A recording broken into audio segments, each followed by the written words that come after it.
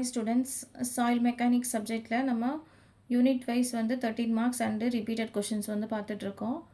அதில் வந்து இப்போ நம்ம என்ன பார்க்க போகிறோம்னா யூனிட் 3ல உள்ள 4th கொஷின் பார்க்க போகிறோம். Compute the net safe bearing pressure using modified 10 and Metcalfe equation for a settlement of 30 mm. இப்போ என்ன சொல்லியிருக்காங்கன்னா கண்டுபிடிக்க சொல்லியிருக்காங்க. நெட் சேஃப் பியரிங் ப்ரெஷர் வந்து கண்டுபிடிக்க சொல்லியிருக்காங்க. Using modified 10 and Metcalfe equation use பண்ணி கண்டுபிடிக்க சொல்லியிருக்காங்க. எதுக்கு அப்படின்னா செட்டில்மெண்ட் ஆகிருக்கான் 30 mm செட்டில்மெண்ட் ஆகிருக்கு ஃபார் எ ஸ்கொயர் ஃபூட்டிங். ஒரு ஸ்கொயர் ஃபூட்டிங்கோட செட்டில்மெண்ட் வந்து கேட்டிருக்காங்க. இப்போ அந்த ஸ்கொயர் ஃபூட்டிங்கோட சைஸ் எவ்வளோ கொடுத்துருக்காங்க அப்படின்னா 4x4 மீட்டர் கொடுத்துருக்காங்க. டு பி லேடு எந்த இடத்துல லே பண்ணியிருக்காங்க அப்படின்னா at a depth of 2 metre below the ground surface. Ground சர்ஃபேஸ்லேருந்து 2 மீட்டர் வந்து 2 மீட்டர் டெப்த்தில் வந்து அந்த ஸ்கொயர் ஃபூட்டிங்கை வந்து போட்டிருக்காங்க. அது எந்த மண்ணில் போட்டிருக்காங்க அப்படின்னா in loose to medium dense sand, அந்த மாதிரி உள்ள மண்ணில் வந்து ஸ்கொயர் ஃபுட்டிங் போட்டு அது வந்து செட்டில் ஆகிருக்கு. எவ்வளோ செட்டில் ஆகிருக்கு எல்லாம் கொடுத்துருக்காங்க. இப்போ நெக்ஸ்ட் என்ன கொடுத்துருக்காங்கன்னா take corrected standard penetration test value n is equal to 11 சொல்லி எடுத்துக்கோங்கன்னு சொல்லியிருக்காங்க. இப்போ ஸ்டாண்டர்ட் பெனிட்ரேஷன் டெஸ்ட்னால் என்ன நம்ம லேபில் பண்ணியிருப்போம். அப்போ அதோட வேல்யூ வந்து n வேல்யூ கண்டுபிடிப்போம். அப்போ அந்த n வேல்யூ வந்து அவங்க வந்து டேரெக்டாகவே இந்த சம்மில் வந்து கொடுத்துருக்காங்க. இப்போ நம்ம இந்த சம்மை எப்படி சால்வ் பண்ணலான்னு பார்க்கலாம்.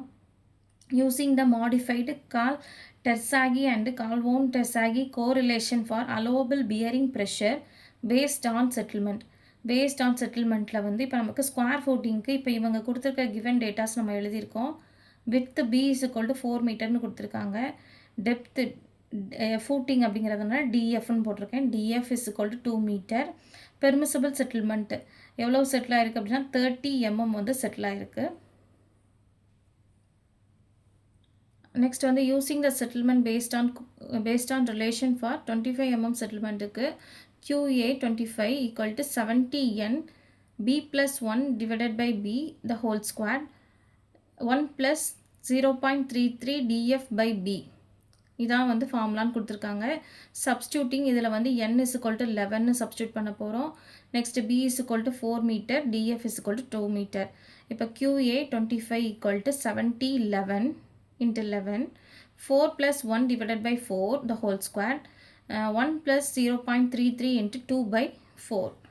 இதை வந்து நம்ம சால்வ் பண்ணோம் அப்படின்னா நமக்கு கிடைக்கக்கூடிய QA 25 வந்து என்ன ஆன்சர் கிடச்சிருக்கு அப்படின்னா 140 kN per meter square வந்து நமக்கு கிடச்சிருக்கு. Since settlement allowed is 30 mm instead இப்போ வந்து நமக்கு 25 mm தான் கண்டுபிடிச்சிருக்கோம். சின்ஸ் வந்து நமக்கு எவ்வளோ இதாக இருக்குன்னா 30 mm வந்துருக்கு இன்ஸ்டீட் ஆஃப் 25 mm. தென் வந்து நம்ம QA 30க்கு கண்டுபிடிக்கணும் அப்படின்னா QA 25 இன்ட்டு 30/25 வந்து போட்டிருக்காங்க. 30/25ங்கிறது வந்து 30 mm divided by 25 mm அந்த இதை வந்து எடுத்திருக்காங்க.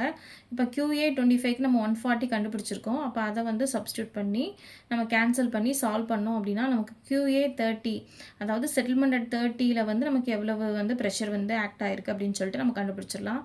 நமக்கு கிடச்சிருக்க ஆன்சர் வந்து 168 kN per meter square வந்து கிடச்சிருக்கு. Therefore net safe bearing pressure is approximately QNS is equal to 170 kN per meter square. இப்போ ரெண்டையுமே வந்து நம்ம இது பண்ணோம். 168 வந்து அந்த ஓவரால் ஹோல் வேல்யூவாக வந்து கொண்டு வந்திருக்காங்க. அதான் 170. என்னடா நம்ம ஆன்சரில் 170 நமக்கு கிடைக்கலையேன்னு ஒன்றே கன்ஃபியூஸ் ஆகிடாதுங்க. 168 தான் அதை வந்து ஹோல் வேல்யூவாக ரவுண்டப்பாக 170 ஆக்கியிருக்காங்க. அங்கேயே அதே மாதிரி 140 வந்து என்ன பண்ணியிருக்காங்கன்னா 150 ஆக்கியிருக்காங்க. Using more conservative Karl-Terzaghi chart method gives about QNS equal to 150 kN per meter square சொல்லியிருக்காங்க. அவ்வளோதான், இந்த சம் இதோட முடிஞ்சிருச்சு. இது கொஞ்சம் சிம்பிளாக உள்ள சம் தான். அந்த ஃபார்முலாஸ் மட்டும் நமக்கு தெரிஞ்சாலே போதும், ப்ராப்ளம்ஸ்லாம் வந்து ஈஸியாக வந்து சால்வ் பண்ணிடலாம். இதெல்லாமே வந்து உங்களுக்கு ரிப்பீட்டட் கொஷின்ஸ் தான்.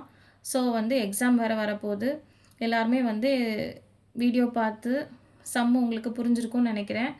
நல்ல சம்மை வந்து வீட்டில் வந்து எழுதி பாருங்கள். சம்மு வந்து செஞ்சு பாருங்கள். இவ்வளோ தானே எனக்கு தெரியும் அப்படின்னு அசால்ட்டாக இருந்துடாதீங்க.